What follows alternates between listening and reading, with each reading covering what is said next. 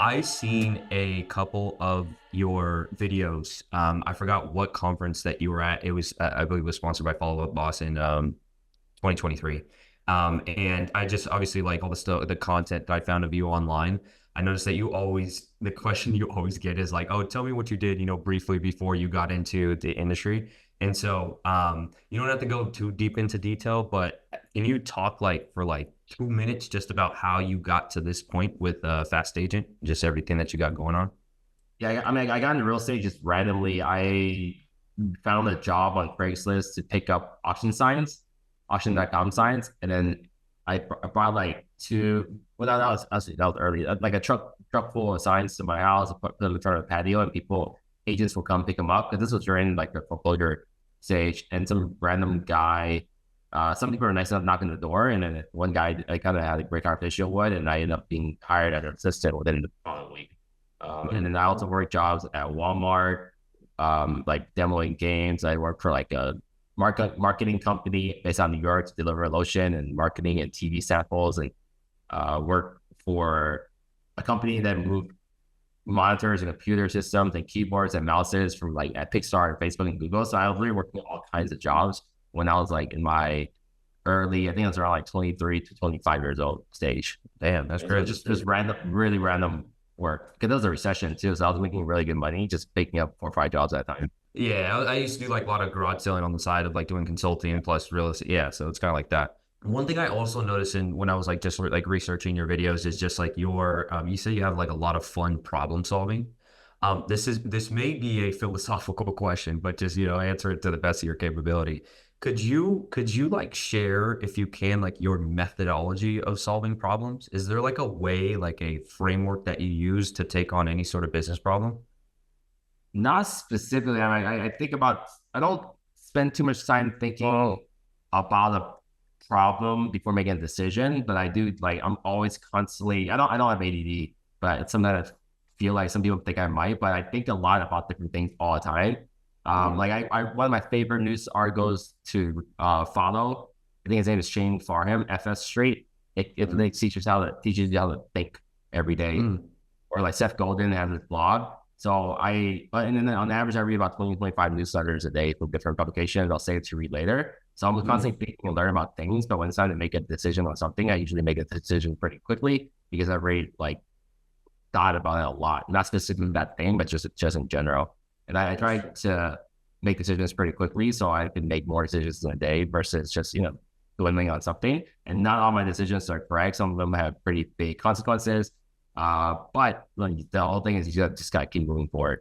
And then yeah. now, recently, in recent years, if it's a decision that involves finances or a company or staff, then I always bring these um, decisions to be made to my leadership team. My leadership team is 4 people, which includes myself. So I'll put it in our Slack channel or email when you think if any vendor, partner, company wants to work with us, I just bring my leadership team in the CC emails. I don't make a lot of those decisions for the company by myself. Yeah, 100%. Would you say that like critical thinking, or is it like, yeah, I would say like problem solving is one of your skill sets? I think so. Because I Yeah. have so many things thrown at me, and then not a lot of things, even big ones, small ones, not a lot of things phase me because I kind of just make most of my time is the. I know you're gonna ask about like how much time I spend of my business. Most of my business is making decisions, not ideas. Mm, It's a lot easier for me too because I give you an example. Let's just say see a cool marketing project from a conference I go to. It could take me 2, 3 hours to try it out to prep and then to see if it works or not. Because I have a team of over a dozen, somewhere around 12 to 15 VAs. Certain projects could take hours of their time. They're like $5 to $7 an hour. Uh, you know, I'm I'm making over $1,000 an hour gross, not net. But yeah. if I pay someone $5, $7 an hour to do something that takes them like 3, 5, 10 hours to do, and then that's like, I don't know, $50 tops. Then they bring it to Yeah. me and look at it. It's like, hey, I don't like that. And then they kick it back to the drawing board per se. And then they'll just keep improving it. And then most of the time I'm just yes or no. Hey, I like that. Don't like that. So I don't spend hours of time executing the thing I think it's, okay, that's a fun idea. Yeah. That's cute. that might work right now. I don't know. It's just, can you just do that and the brain team let me look at it? So like, that's pretty quick. Like for me, it takes like 10 seconds, a minute of liking something or not, where it takes my team like hours and hours to do it. Yeah. It seems like you have like a when it comes to the decision making, you have like a quantity to get to quality mentality. If Yeah, that's just try a lot of things that's because you correct. some things stick, some things don't. Like one project I'm still failed at right now is some companies, like especially like new construction developers, they always have these cool maps of the neighborhood and it's like these cool icons and I don't know, like it's drawn out correctly. My previous company had these little dots or breweries and restaurants and stuff. I tried it, but you actually need a full on designer to create that. I tried this tool called like Proxio. I tried this thing called Map Me or something, but it all ended up looking really generic. So I still haven't nailed down neighborhood guys. We spent easily like 50 hours on it. I was like, you know what, this is like, let's just move on. We couldn't do it. Yeah. Tried that for a couple of tools. So they kick back being like, this looks terrible. It's just not made to be really attractive. It's more like technical. So that's something we moved on from. Yeah. Are you like a big like analytics guy? Like you're like, I'm a high D, high C. Like I don't know, I like looking at data. I like just having information to look at. Yeah, that's good to know. Okay, so within your group, you said that that's mainly your role. Like you're mainly like a strategy guy. Like, hey, what are the current, I would say like uh, problems that are having the biggest impact on the company right now, and then let's work with the team in order to, solve those problems. When it comes to, well, actually, I'm going to go to the bottom of the list first. What I want to say, like business big KPIs are you focused on to know that you're actually making growth with FastAgent? I mean, for a company, recruiting has, I don't look at the recruiting every day and then I don't run the departments. I just know what's happening. So the things that we do track is number of recruits a month. We're flowing around 8 to 10 in the hot market. We were 2 summers ago. We were getting like 30, 25, 30 agents a month. That was pretty crazy into the team. And now we do things like we track, we do coaching calls 3 times a week. My sales director does that. And then we track how many agents go to each group. It's about 40 and 50. And then our weekly sale, we track about every 2 weeks. My director of sales also tracks how much sales time came from the people that regularly does his coaching. And he has one on. We only started tracking that months ago. The other things we track as a company for the teams is the leading indicators that will create success. So we're using C2 now. We just trying to create our own little type flow board, but we have the agents track 4 key things. There's a whole list of things they could track, but we only care about the 4 because we award them. How many hours you work in your business?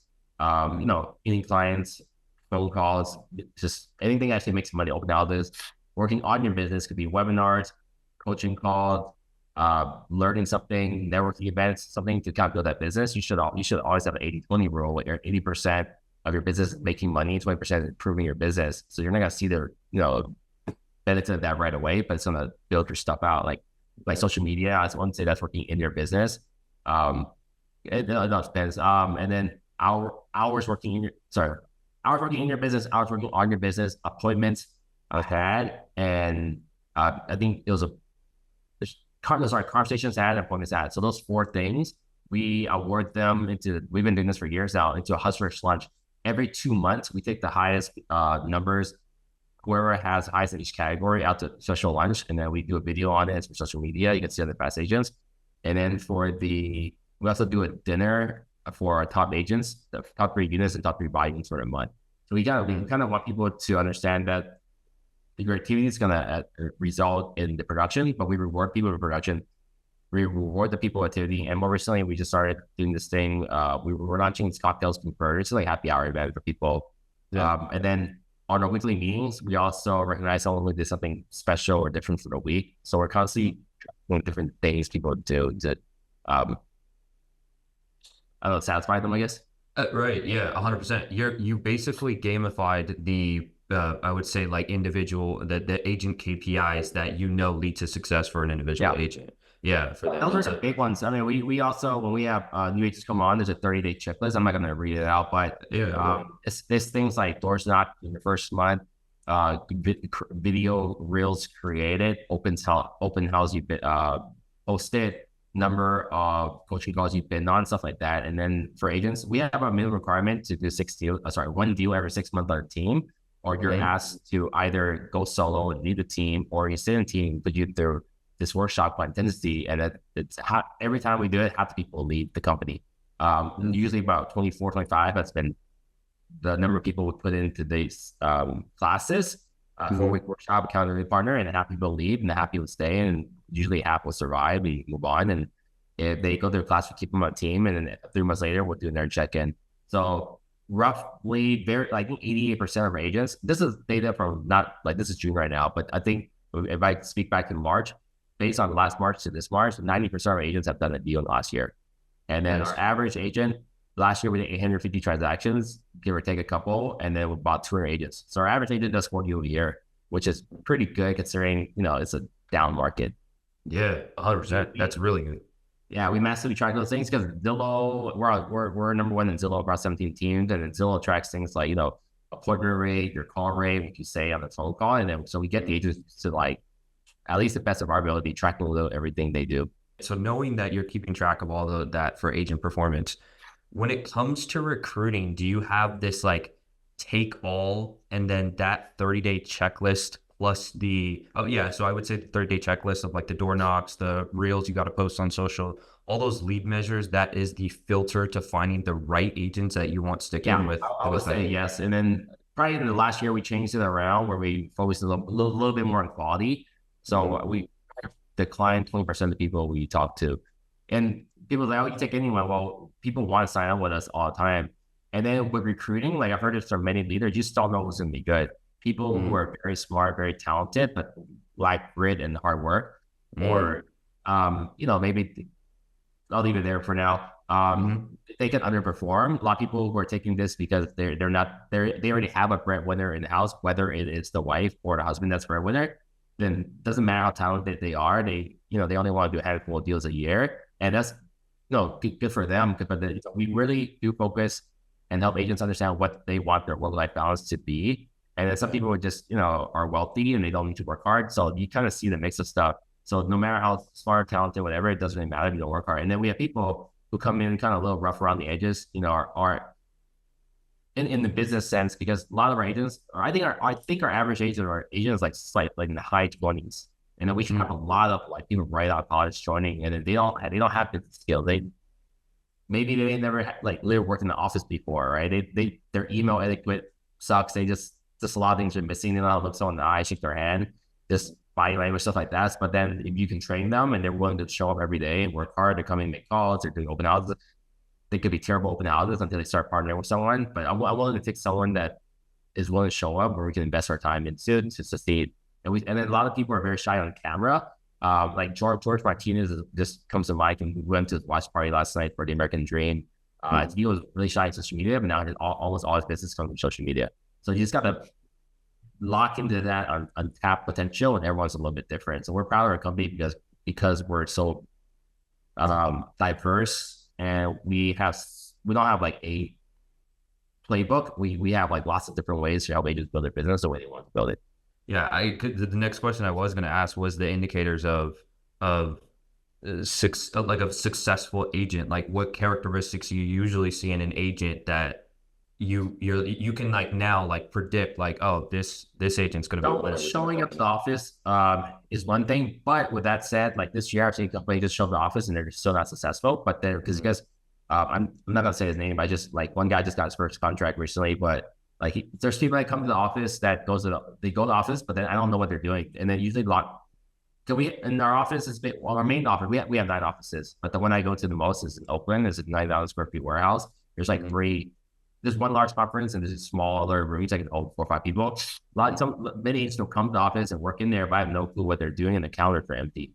So they're busy being busy, but they're not out interacting with the other agents, checking in on how their weekend was, like deal wise, not just how your weekend, what do you do this weekend, open houses, what's traffic like, stuff like that. So showing up is one thing, and people that ask a lot of questions. Sometimes people ask a lot of questions and it could be a bit annoying, but I was like, hey, I like this person because they're asking the right questions, right? But there are people that ask a lot of questions just for, I think I can think of 3 people right now on the team. They ask questions for the sake of asking questions. Like, they want to know every little detail, every technical thing that could be an FAQ, how this system or tool works. Like this doesn't make you any money being more savvier or techier. Like go this 20 minutes or figuring out why this CRM does this or why this video thing does that. Go make some calls, go organize the house, go knock some doors. So it's kind of guiding people in the right direction. Yeah. How do you hold the agents accountable to input the data? I'm assuming it's into a CRM where you guys are analyzing it. The way we've done it is just rewarding them. Like they get recognition um on like our team meetings at start of the week, or they get and then we have a pathway towards our online lease program. Yeah, where Zillow, Ojo, Opsity, all that. To even get to the online lease program, you have to do a buyer consultation thing with our sales director, and then you have to call the lead pond, and then to get previously to get on Reflex, you have to do Ojo and Opsity, but I'm not taking people anymore. But so we track their process along the way to open up more opportunities. Smart, smart. Yeah, it's like the biggest. Something that you track and do, you somehow you get rewarded, or it's a pathway to more business. Yeah, that's amazing. It's. Do you see any correlation between you, like the gaming, your experience with game? Do you still game? Like you still play I music? game a lot. Yeah. What's your favorite game? What do you play right now? I play a lot of Helldivers too. I'm like level 70 something, and I'm like, start picking up this TD Bloom. I was looking for a game I can play on airplanes. For that, Spider-Man 2. There's, I don't know. I'm usually. Oh, I just brought my Xbox back. I hypercharged them both. This little toy game. So I don't know. I think gaming keeps you sharp. I posted about a week ago. I probably game like I don't know, maybe 10 hours a week, especially on the weekends. So I was over at Elton. I did about 90 miles on the bike last week. So a lot of times I'm gaming and getting a workout in at the same time. So like mind and body both doing well. And then now my laptop in front of me, so iPad in front of me working. So I try to like I gamify everything. I track everything. Like Yeah. my team has access to my calendar. Like I worked out 6 days a week. I literally did 100 chin-ups. No, 50 pull-ups, 50 chin-ups earlier. So I track every little thing, every detail. Like so, I know I feel like you have to measure what I don't know. I forgot what that thing. Measure what you track or track what you measure for success. 100%. Yeah, I believe it's like some quote around it's hard to improve what you can't track or what you can't measure or something like that. Yeah, yeah, yeah, yeah. That's amazing because it's man. I was listening to a podcast regarding gaming and the effectiveness of it. Like a lot of I feel like the older generation, boomers or whatever generations above millennials, they seem gaming as like oh waste of time, but if you really look at and like analyze like the concept of gaming and what's going on in it, it's like you're working hard on this level to get to the next level, and then you're being rewarded with coins or whatever you're being rewarded with whatever. I love And like tower defense, like the Helldiver, which is one of the most popular game. Like you constantly have attack, but you're being swarmed all the time. And you have to use certain weapons, and then there's attack, defense, or strategy. Like there, and then it's not. That's pretty similar to other games I play. It's like you gotta like it's problem solving all the time. So I get bored not thinking, and for me, that doesn't apply directly to business, but it keeps you sharp and just like where it's I don't know, your brain's like a little mush. It's probably a little yeah. over too much. I can sleep like I sleep really well, but yesterday I kind of screwed up. I slept 10 hours yesterday by accident. I was tired the day before, and then I had caffeine in the afternoon, which I don't normally do. And then I worked out at 10 p.m. at night, and I watched TV. That's the worst schedule you can have. It's like three, like I'm not doing this again. I haven't had one of the nights in month. I just felt like it. Like I wanted to prioritize things, like, but it's yeah, I wouldn't do that. 100%. Dude, I used to work out in the evenings, and the more towards like nighttime I would work out, the worse sleep I would have. Is just Yeah. because, yeah, I started to learn that like, working out, it kind of like gets you into this like, go mode and it like just keeps Yeah. you up. And then when I stay up, I stay up till like 11, 12, like I usually it's haven't been cool. my sleep is really, really important to me because I'm retired. And I knew today, and then Mondays I've learned from many different places, and I saw like saw real about that earlier. Like the most heart attacks are Mondays morning. I think as agents too, you have the most stress days on Monday. You're catching up from the weekend. You spend time with your family, then that means you didn't work that much on the weekend. You open houses, you need to follow leads and this that. So like a lot of successful people I know, they kind of chill on Monday. So I got up 8 today, which is pretty late for me. So I knew I would just make up for it. And yeah, so like I prioritize sleep, but then I'm really I track everything I do, but I'm not super structured. I don't know if that makes sense. So I'll put something in my calendar just have it in there and get done. And if it doesn't get done, then I'm just gonna move it or do something. Like grocery shopping could happen that too. If it doesn't get done, move the buy. Like today, like I did 100 pull-up chin-ups. Like that's half a workout. I was like, I don't want to sacrifice moving this around or my 11:30 call. So you know what? I'm just gonna do half the workout then and half of it later, and then the happy hour tonight. So I just kind of move things around the calendar to get things done. As long Yeah. as it gets done, that's the key. I think too many people are stuck on if I don't make my calls the time I say I will, which could be 1 to 2, then I'm not making my calls. If I can't get a workout, then I'm not going to do a workout. I'm not like it, if I can't watch this webinar that happens at 3 p.m. today, then I'm not going to watch it. You can watch the recording. You can move stuff around. That's the thing. Like if you don't have any extra like super structure, you just got to get all your stuff done. Yeah. The point is done. Yeah. That's your main goal. Get this done. It doesn't matter when you do it, and all that good stuff. But it's just the point is today. I need to get that done in my calendar. That's interesting. Dude, I cannot imagine you like if I cannot imagine you would probably turn into the most swole like muscle head if you like found some sort of gym that gamified working out to where like any like all the weights and stuff like that. It was an actual like video. There's some new stuff that's coming out. I saw that's being built right now. Yeah. Dude, I can't. I'm not sure if I buy or not, but Yeah. That's his next endeavor, gamifying fitness. That's crazy. So back to real estate, I noticed that you mentioned that keeping track of the lead measures of the agents. Do you also you also mentioned like the Zillow Flex program that you guys are in? Could you give like a breakdown of like where a majority of the transactional business is coming from for real estate agents? I say last year, not this year. Last year, 80, I think between 80 to 84% of our business was organic.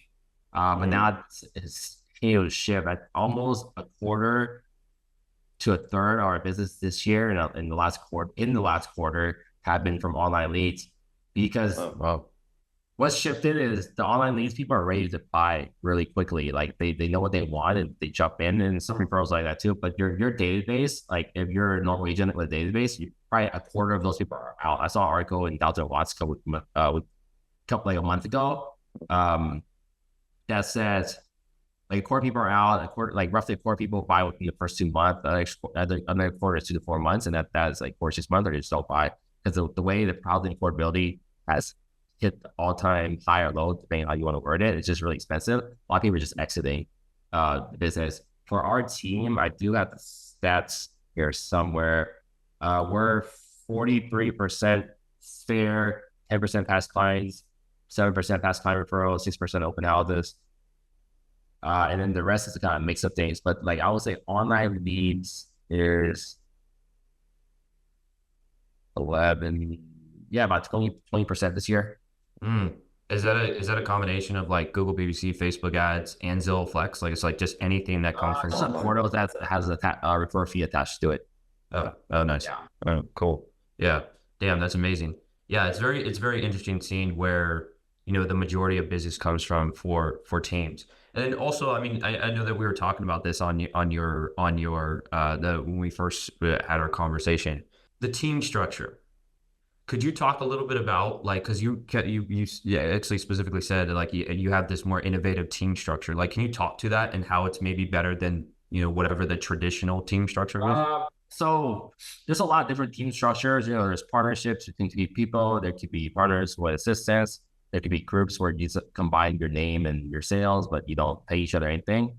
We've kind of evolved our team from 5.5 years ago to roughly by my third year here, I think we had to adjust our split higher to compete against brokerages. So we run more like a brokerage model where we base your split on your last 12 months commission, a rolling 12 months. So you hit certain tiers and you can get a raise.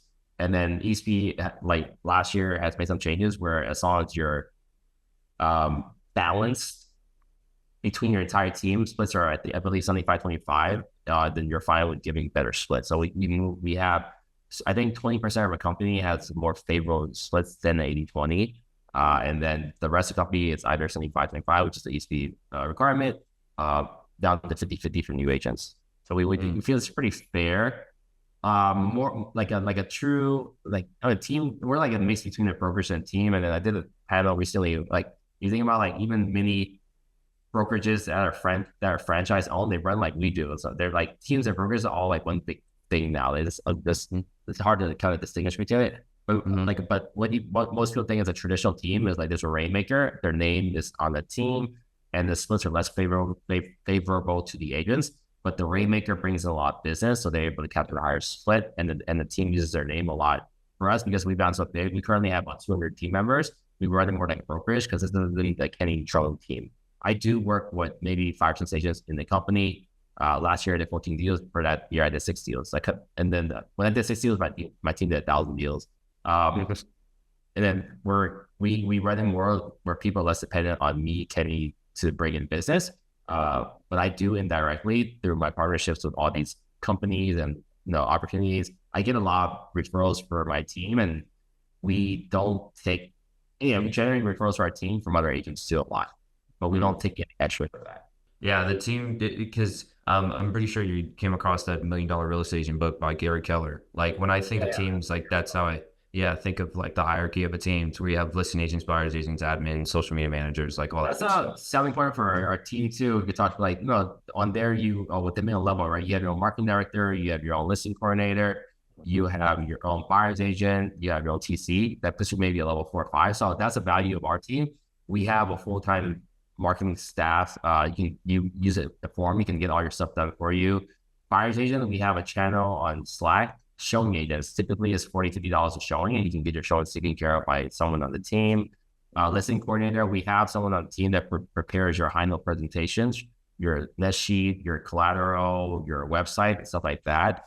TC, you can use whoever you want. So when someone plugs into our team, why build it yourself? Like we have we have full-time video editors.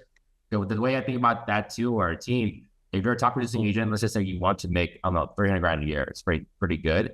Top one, that's probably like top 1% of agents. We have probably a dozen people in that range. You make 300 grand a year, but then you gotta hire a part-time assistant, right? And I don't know, let's just say it's 20, 30 grand a year. Then you gotta go hire and train a video assistant. You gotta get a marketing assistant. Then you gotta hire your own buyer agents. Like the work to get you up there, it's gonna slow you down to do the business. So when you plug into our system, we kind of built it all for you because I built the business around how I ran my business. So now it's at scale. And then when 2 agents work with each other, they get the benefit of the higher person split. So we don't have teams. We don't have any people with especially unique team names within our team, but we do have a lot of agents that partner up. So they get the full benefit of running a $1 million real estate agent team and at a very high level without having to do that. Not every agent kind of understands that, but we tend to hire agents that are a little more entrepreneurial and can kind of build that because other companies that don't have that, they do rely on their name a lot more. Hey, we're luxury, we're this, we have the most market share, they're great, but we're playing a different field with like people who are a little more creative with their business. Mm-hmm. Yeah, I love your guys' branding, like the whole FastAgent brand. I love it, and it seems like what you've done is like you've created this business in a box at the same time the training needed to not only run that business but also to I want to say get the results of like transactions for your clients. So like when it comes to sales, when it comes to customer service, like you guys have the training to run the business of the box and run in the business in the business. Yeah, Like like so new agents need training and hands-on mentoring and opportunities. Like then maybe after like 10 deals, no, 5-6 deals a year, they're gonna scale up. 5-6 deals is pretty good in our market, considering our average price is like 800. Mhm. And then someone between around 6 to 15 deals, they're on the way to being a top producer, or maybe they stay there.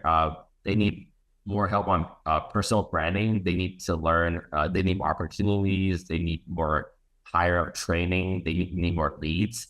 And then the hiring agent, let's just say the person making over 40 million a year, they need leverage. They need systems. They need agents to work with them. They need some support. Because they probably already have a brand. So we constantly as a leadership team focus on that all the time. Like, what are we doing to serve the newest agents, which we do really, really well. We're probably one of the two companies here. I think Killer Women's probably the other one that actually supports and trains new agents at a very high level. The mid-tier agent, we have a wide variety of different things for them, like constant workshops, the coaching, the one-on-ones, the ability to get on one of these lead programs. And higher end agents that we have, we're part of the like a seller program. We have seller leads, and we have like account. We're working closely with Revive. We have the seller connection program, and then we have a bunch of new agents or that we train. Oh, yeah, that's a challenge of growing a team too. You're a top producer, rainmaker. You make $200 an hour. Let's just say you're making 40 grand a year. Why would you spend time out of your day to train a new agent, trying to help them make, I don't know, 80 grand a year? That's $40 an hour, right? But then you're take half of that. So now you're trading your $200 hour time to try to help someone make $40 an hour so you can get $20 an hour. So that doesn't work unless you do it at scale. And then you work for a team, you need a lot of people to make sense of that. So most people, I would say, you're thinking of doing a team, you should really look at what that would take. Because then once you get to 10 agents or a team, which will make up your income, but then now you need a sales manager. Otherwise, you won't have time to produce. So you don't get in this constant cycle of like building a team and not making money. So the benefit of our team, you plug in, we train all the agents, we do all the stuff, and you focus on that. And you want to grow a team, you want to work with more sellers, you want to do more video marketing. We got you. Like we're constantly building out the thing. And then we don't really have agents rely on our brand much. Fast Real Estate is not a consumer facing brand. Yeah, that's interesting. It's more of a agent facing brand. It's, yeah. Interesting. What's next for FastAgent? Like, is there any like next project that you're working on? Any sort of like, anything that you're aiming for next? Either for the honestly, we're just trying to survive this market. We had first 4 months of the year was pretty flat for us. Flat is like 60 deals a month. That's okay. June was amazing. We had like 50% increase from May, but now June has dipped back to in between April and May. So I read quite a bit on the updates. So there's less sales this May and June than last year. April was one of the best months. So like we're just trying to like get through the year, retaining our talent, building more opportunities. We're going to be focused on buyer skills because if you look at the national news headlines, a third of all homes have had price reductions in the month of May. You're probably gonna see worse than that, like maybe even up to 40% in June. And then 2/3 of all listings in May have been in the market for more than 30 days now. So we are very quickly shifting into a buyer's market in some markets. I see that in our area. I think we're trying to get the agents to be a little more understand how to nurture a longer term client, because that's not a natural skill. They don't know right now why they kind of fall off. You need to be able to nurture that, but also be able to educate the agents, to educate the buyers. So hey, that's a good time to write and be aggressive, right low. So our focus constantly changes every quarter depending on what it is. And then now we're getting ready for the NAR changes. So I think we've been pretty good at like constantly bringing workshops with that. So we're taking each month step by step, little by little right now.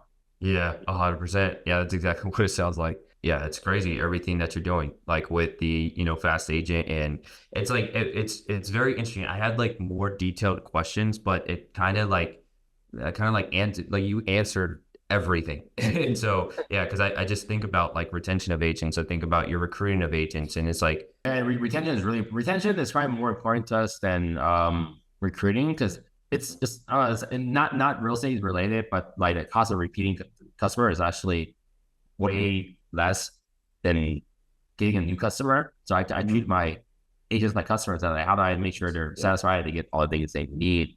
We, from our top 30, I'll look all the time, we retain over 80% of our top agents. Like, and then he's like, I think 6 of the people who left last year, 2 or 3 of them were relocated completely. So they're not in their area, and the 3 went solo or left company. So we feed in a lot of my time is spent at the events, networking agents. I'm in the office every day talking to agents about their business, giving them feedback on their marketing quite a bit, and their social media thoughts, like some logo is off centered or something. I'll hit them. I try to interact with them all the time, because that's one of my skill sets, I think, from going to a lot of training.